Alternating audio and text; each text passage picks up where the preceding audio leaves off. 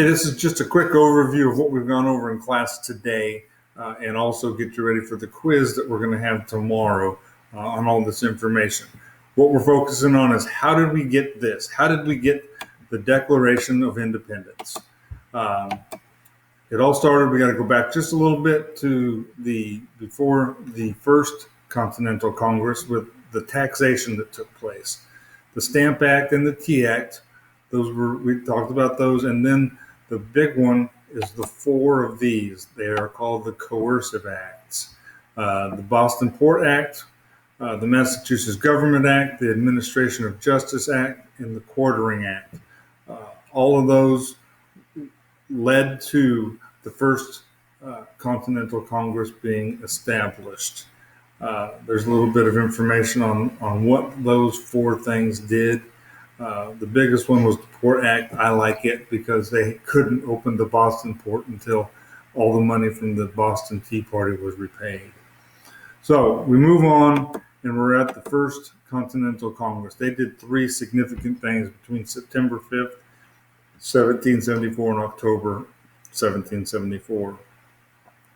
Issued the Declaration of Rights, says, hey, we believe in the British Crown, but we're not really happy with the way Parliament's taxing us. Articles of Association, this brought all of the 13 colonies together, and they were going to ban importing goods from British Isles.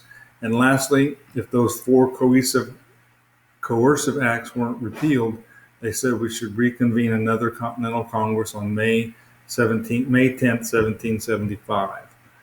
So that brings us to the big thing. April 19th, 1775, the shot heard around the world. Here's a little video I want you to watch. It's going to kind of give you the idea of what happened with the shot heard around the world and how important it was. But because of that, the Coercive Acts didn't get repealed, and that brought us to May 10th, 1775. The Second Continental Congress was established. These are the things that are of note from what the Second Continental Congress did. It made it the de facto government of America during the war, created the Army, made George Washington the general of that Army, made their own money and printed $1 million. And then all the rest is got ready for the Declaration of Independence. Moving on with that. Who are the important people in the Second Continental Congress? John Jay, who was a future Supreme Justice, he signed it. Alexander Hamilton, first Secretary of Treasury, and wrote it.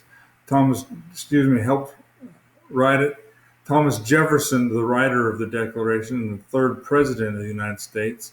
John Adams, the second President of the United States. John Hancock, the first one to sign the Declaration of Independence as the President of the Congress. And the longtime statesman Benjamin Franklin signed it as well. So all those are what the quiz is going to be over tomorrow. Here is another Prezi that you can take a look at. If you click on this link, it's a slideshow that's going to go into more detail on all of those things. It's a timeline that takes you through the Second Continental Congress and how they got to what they were going to do. I hope all this information's easy. Remember to go back and look at the video on the shot heard around the world, and I know you're going to be ready for the quiz tomorrow. Thank y'all. Have a good night.